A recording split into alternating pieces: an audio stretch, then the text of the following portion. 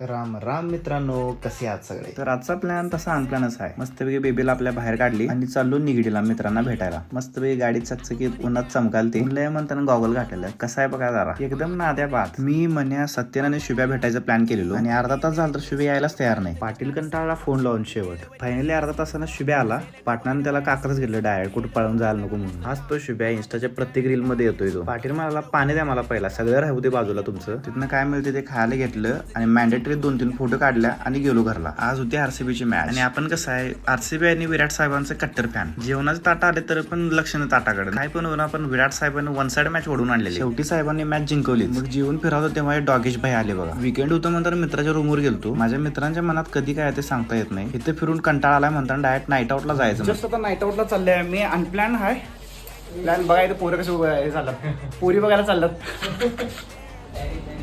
तिथे एकटा उभारला अंधार दिसतोय का बघा.